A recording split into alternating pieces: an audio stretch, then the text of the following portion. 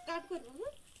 विधाता देइछि माकु क्षीर विधाता देइछि माकु क्षीर क्षीर नुहे से तो अमृत झर क्षीर नुहे से तो अमृत झर विधाता देइछि माकु क्षीर विधाता देइछि माकु क्षीर क्षीर नुहे से तो अमृत झर क्षीर नुहे से तो अमृत झर ए सचेतनता ही नारीर शिक्षा ए सचेतनता ही नारीर शिक्षा ए सचेतनता ही नारीर शिक्षा सचेतनता ही नारीर शिक्षा कसा क्षीर अटे पहिली टीका कसा क्षीर अटे पहिली टीका आसरे भौणी जीवा गई आसरे भौणी जीवा आगे 6 मास पर्यंत केवल मा क्षीर देबा खुआई 6 मास पर्यंत केवल मा क्षीर देबा खुआई विधाता देइछि माकु क्षीर विधाता देइछि माकु क्षीर क्षीर नुहे से तो अमृत झर क्षीर नुहे से तो अमृत झर ए सचेतनता ही नारीर शिक्षा ए सचेतनता ही नारीर शिक्षा कसा क्षीर अटे पहिली टीका कसा क्षीर अटे पहिली टीका आसरे भौणी जीवा गई आसरे भौणी जीवा आगे 6 मास पर्यंत केवल मा क्षीर देबा खुआई 6 मास पर्यंत केवल मा क्षीर देबा खुआई विधाता देइछि माकु क्षीर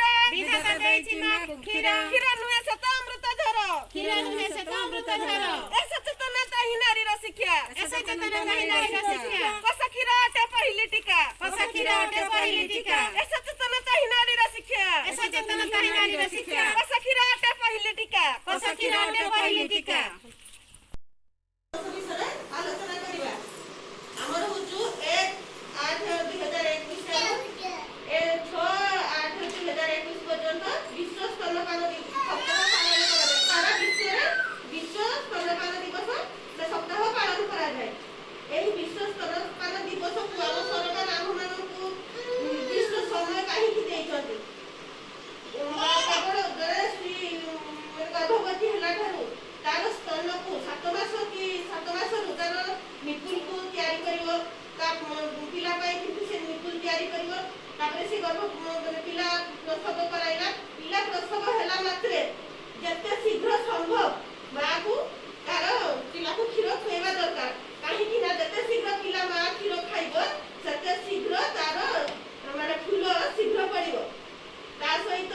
ମାର କଷ କ୍ଷୀର ଖାଇଲେ ପିଲାର ପ୍ରଥମ ଟୀକା ସଦୃଶ ମାନେ ପ୍ରଥମ ଟୀକା ହେଲା ମାର କଷ କ୍ଷୀରରେ ପିଲାର ମାନେ ଇମ୍ୟୁନିଟି ପାୱାରଟାକୁ ଅଧିକ ହୁଏ ମାନେ ରୋଗ ପ୍ରତିରୋଧକ ଶକ୍ତି ଅଧିକ ହୁଏ ତା ସହିତ ଆମର ମାର ସ୍ତନ କର୍କଟ ଆଉ ଜରାୟୁରେ କର୍କଟ ରୋଗ ହୁଏ ନାହିଁ ପ୍ରାୟ ଏବେ ମାମାନଙ୍କର ସ୍ତନ କର୍କଟ ଆଉ ଜରାୟୁରେ କର୍କଟ ବେଶୀ ଦେଖାଯାଉଛି ଯଦି ଗୋଟେ ମା ତା ପିଲା ମାନେ କ୍ଷୀର 6 ମାସ ପର୍ଯ୍ୟନ୍ତ ସେ ଖାଇଥିବ ତାର ଜରାୟୁରେ ସ୍ତନ କର୍କଟ ହବାର ଖୁବ୍ କମ୍ ଚାନ୍ସ ଥାଏ ତା ଛଡ଼ା ମାକୁ କିଣିବା ପାଇଁ ପଡ଼େନି କି କିଛି ପଇସା ଖର୍ଚ୍ଚ କରିବା ପାଇଁ ପଡ଼େନି କି ବାପାକୁ ପରିଶ୍ରମ କରିବା ପାଇଁ ପଡ଼େନି କି ରାତି ଅଧରେ କଷ୍ଟ କରିବା ପାଇଁ ପଡ଼େନି ଯେତେବେଳେ ସେ ଚାହିଁଲା ମା କ୍ଷୀର ତା ପିଲାକୁ ସେ ଆରାମସେ ଦେଇପାରିଲା ତ ତାର ଗୋଟେ ପୁଣି ନିୟମ ଅଛି ତାକୁ ଆମେ ପିଲାକୁ ଓଭାର ମେଥଡ ଟାଇପର ମାନେ ମା ଆଉ ଛୁଆ ଯେମିତି ତାର ଆଖି ସହିତ ପଡ଼ିକି ରହିବ କିନ୍ତୁ ସେ ଛୁଆ ତା ମା ଆଖିକୁ ଦେଖି ପାରୁଥିବ ସେଇ ପଜିସନର ମା କିଛି ବି ଚିନ୍ତା କରିବନି ପିଲାକୁ କ୍ଷୀର ଖୁଆଇବା ଦରକାର ତାପରେ ପିଲା ସ୍ତନପାନ କରାଇଲେ ପିଲାର 6 ମାସ ପର୍ଯ୍ୟନ୍ତ କେବଳ ମା କ୍ଷୀର ଖୁଆଇଲେ ସେ ସମୟ ପର୍ଯ୍ୟନ୍ତ ପିଲା ତାର ମାନସିକ ଶାରୀରିକ ବିକାଶ ମଧ୍ୟ ହେଇଥାଏ ତାପରେ ଆମର ଯୋଉ ମା ଆଉ ଶିଶୁ ଭିତରେ ମାନେ ସମ୍ପର୍କ ଶିଶୁର ଭାଗରେ ଭଲ ହେଇଥାଏ ମା ଛୁଆକୁ ଜାଣେ ଛୁଆ ମାକୁ ଜାଣେ ମାନେ ପିଲାକୁ ଯେତେ ନିବିଡ଼ ଇଏ କରି ରଖିଲା ସେ କ୍ଷୀର ଖୁଆଇଲା ମା ଆଉ ଛୁଆ ଭିତରେ ସମ୍ପର୍କ ଭଲ ସମ୍ପର୍କ ରୁହେ